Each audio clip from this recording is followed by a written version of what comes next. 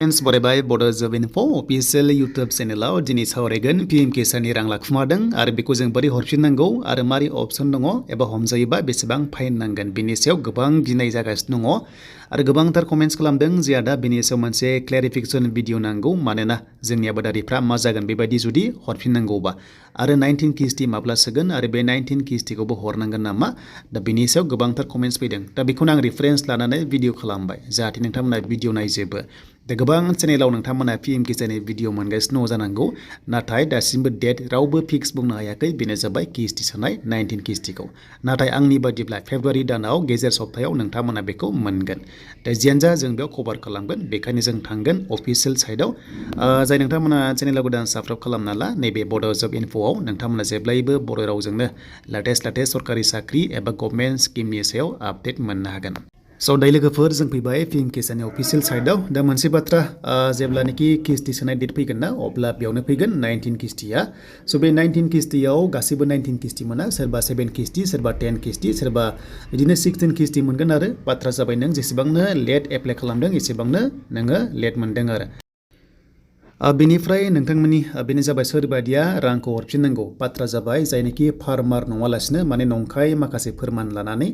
बिथांमोना रां लागासिनो दङ बे रांखौहाय बिथांमोना मा हरफिननांगोन आरो नाथाय जोंनि बर'फोरनि गेजेराव मेक्सिमाम रांखौहाय माने ओरैनो लायाखै जायनोखि बिथांमोना फार्मार एबा आबादारि बिथांमोनासो लाखादों बेखायनो जोंनि गेजेराव जेबो गिनांगौ गैया आरो बाथ्रा जाबाय गेजेर समावहाय माने भेरिफिकेसन जाखादोंमोन ना बेयाव खायसेखौ दानमारदों आरो खायसेखौ दानाखै बाथ्रा जाबाय नोंथांमोननि लेन्डआ जुदि आइडिया सेम जुदि सानै गाहाम लादोंबा नोंथांमोना रिजेक्ट जादों सासे बेनिफ्राय सासे मोनदों आरो जुदि न'खरावनो लेन्डआ जुदि नोंथांमोना आलदा दङबा सानैबो मोनदों जानांगौ बेयाव जेबो बुंनांगौ गैया नाथाय नोंथांमोना जुदि जायफ्रा नंखाय फार्मार एबा नोंथांमोना लागासिनो दङ जुदि भेरिफिकेसनाव हमजायोबासो नोंथांमोना रांखौ हरनांगोन गासैबो रांखौ नोंथांमोना हरनांगोन आरो बाट जोंनि गेजेराव जेबो गिनांगौ गैया स' बेखायनो भिडिअखौ नोंथांमोना बुजिबाय आरो नेक्स्टआव नोंथांमोननो खोन्थाबावगोन